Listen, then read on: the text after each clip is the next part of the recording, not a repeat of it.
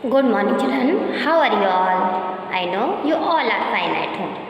मैं अनीता घोष आज आप लोगों का लेसन नंबर 9 एक माँ की बेबसी रीड करवाऊँगी। तो ये एक माँ की बेबसी जो है एक कविता है जिसे कुंवर नारायण सिंह जी ने लिखा है। उसके पहले इस कविता के बारे में कवि ने कुछ चीज़ें यहाँ पर लिखी हैं जो मैं भी आपको पढ़ती हूँ और आप उसे ध्यान से समझने की कोशिश कीजिए। अभी यहाँ पर मैंने पेंसिल से कुछ शब्दों को अंडरलाइन किया है जो आपके कठिन शब्द हैं, जो आपको बाद में लर्न भी करने हैं। तो अपने पेंसिल अपने साथ लेके बैठिए और इसे ध्यान से सुनिए। ये कविता के बारे में यहाँ पर कुछ बताया गया है, तो मैं अभी इसे पढ़ती हूँ। इस कविता को पढ़ते समय आँखों के सामने कई चित्र बनते हैं। बचपन का चित्र, बचपन के खास समय, खेल और साथियों का चित्र, उन साथियों में एक खास साथी रतन का और एक माँ का चित्र। इसे आपको क्या करने के लिए बोल रहे हैं कवि? इसे पढ़ो और महसूस करो। इसके अंदर में आँखों, बचपन, साथियों, इन शब्दों को मैंने अंडरलाइन किया है जो आपके कठिन शब्द हैं। और कवि का इनमें क्या कहना है कि इसे पढ़ो और इसे अच्छे से महसूस करो, यानी कि फील करो। अभी कुछ प्रश्न इसके अंदर बनते हैं जो आपको ध्यान देना है और उसे याद रखना है।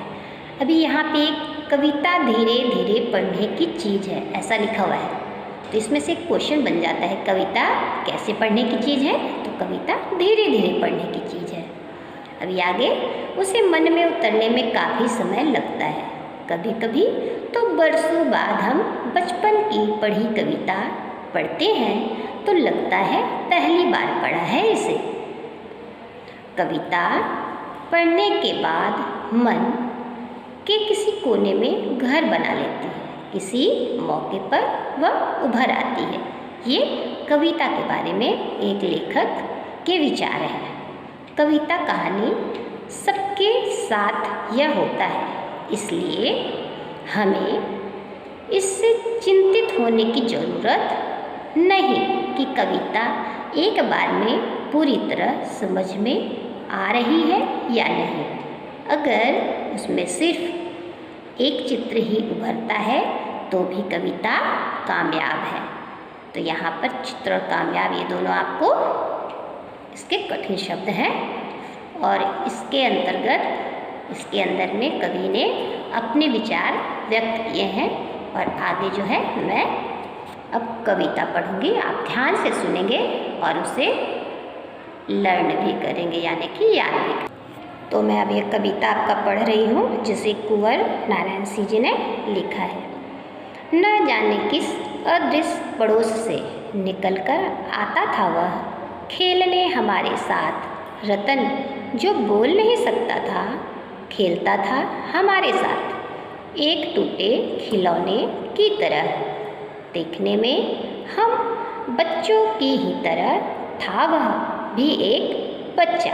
ये कवि एक बच्चे के बारे में बता रहे हैं। आगे वो कहते हैं, लेकिन हम बच्चों के लिए अजूबा था क्योंकि हमसे भिन्न था। थोड़ा घबराते भी थे हम उससे क्योंकि समझ नहीं पाते थे उसकी घबराहटों को, न इशारों में कहीं उसकी बातों को, न उसकी भयभीत आँखों में हर समय दिखती उसके अंदर की छटपटाहटों को। जितनी देर वह रहता पास बैठी उसकी माँ निहारती रहती उसका खेलना। अब जैसे जैसे कुछ बेहतर समझने लगा हूँ उनकी भाषा जो बोल नहीं पाते हैं याद आती रतन से अधिक उसकी माँ की आँखों में झलकती उसकी बेबसी। अब यहाँ देखिए, अधिक, झलकती, बेबसी, निहारती, छटपटाहटों, भयभीत, घबराहटों, घबराते, ये सब चीज़ें जो हैं अदृश्य, ये इस कविता के कठिन शब्द हैं। इस पूरी कविता में एक बच्चा रतन के बारे में कहा गया है जो बोल नहीं सकता था, और वो क्या बोलना चाहता है, वो कुछ बोलना चाहता था लेकिन वो बोल नहीं पाता था।